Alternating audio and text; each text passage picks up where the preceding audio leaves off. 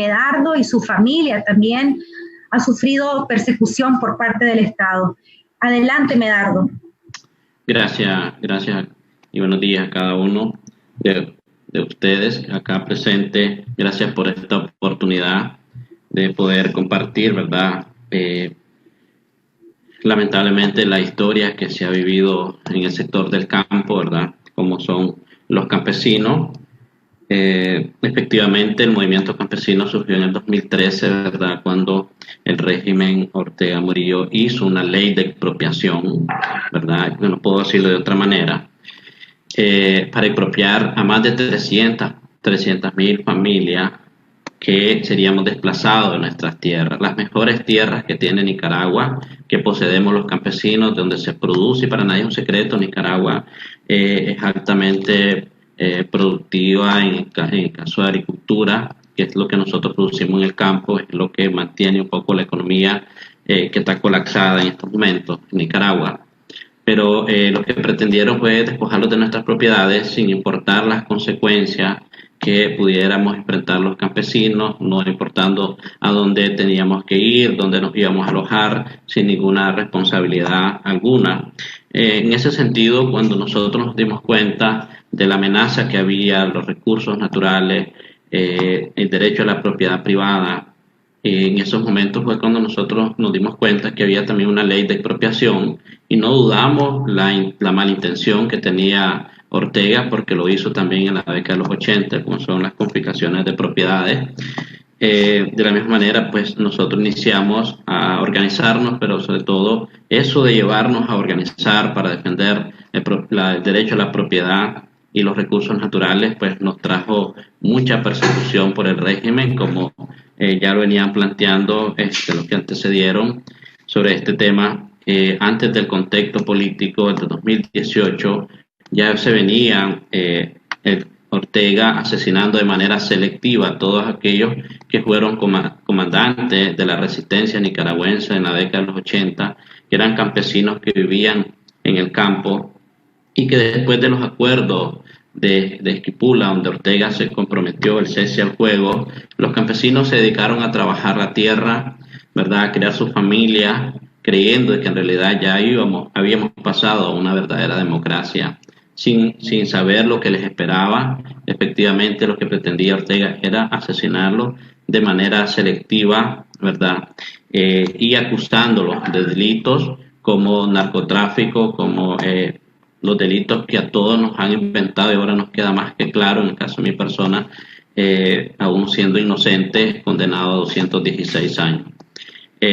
Antes del contexto ya eran 672 campesinos asesinados, ¿verdad? Que se han documentado, ¿verdad? Pero lamentablemente, como nosotros hemos dicho, no hemos dejado de parar de contar asesinatos del campo. Y ahora el régimen está utilizando otra modalidad operando de que secuestran a productores y de repente duran 2 o 3 días y aparecen torturados, cortados pieza por pieza de su cuerpo. Hay lugares donde hay fosas comunes, ¿verdad? Como por ejemplo el caso de Oñele Valle, pero también no solamente existe eso en el campo.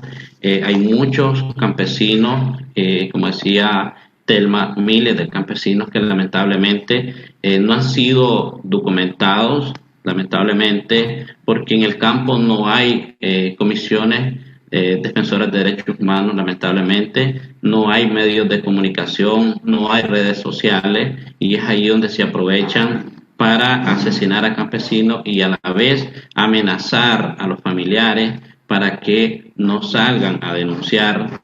Y como lo decía el testimonio de Telma, exactamente eso es lo que hacen, amenazar para que no salga a luz, ¿verdad?, cómo viene asesinando de manera selectiva, como es el ejército, la policía, los paramilitares, y a eso pues le añadimos cómo han venido también asesinando a los pueblos originarios, a los Mayana, ¿verdad?, que también ellos se han opuesto de alguna manera para poder conservar, ¿verdad?, los recursos naturales, derecho a la propiedad privada.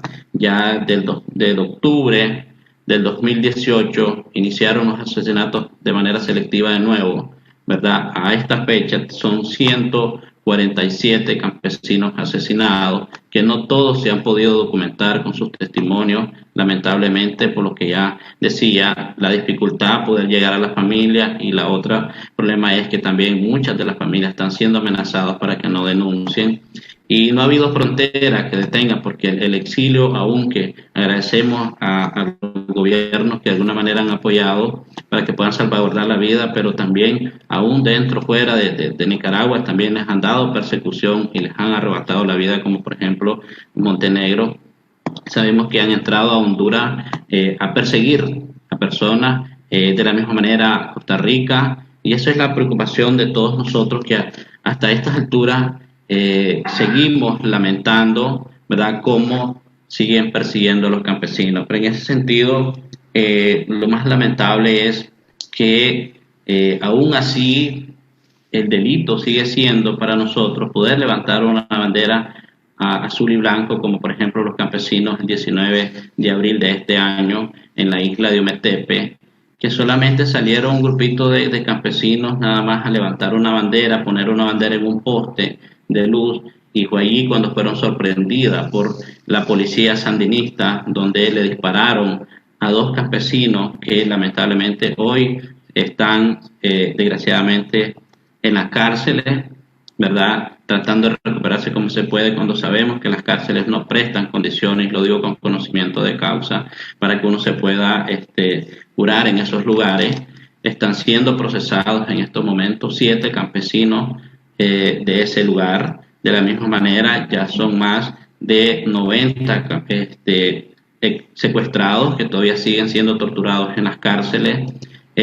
Hasta este momento siguen siendo perseguidos también los encarcelados. Yo me encuentro acá en Nicaragua, también en una casa de seguridad. Obviamente, aunque fuimos encarcelados por una supuesta ley de amnistía, bueno, sabemos de que nunca debió haber habido una ley de amnistía para habernos liberado a nosotros, porque somos inocentes los que nos acusaron, también son inocentes los que están acusando en estos momentos y los que están todavía secuestrados, pero aún así nosotros seguimos documentando y animando a los campesinos que tenemos que denunciar, no podemos quedarnos callados, igualmente a nuestros hermanos indígenas.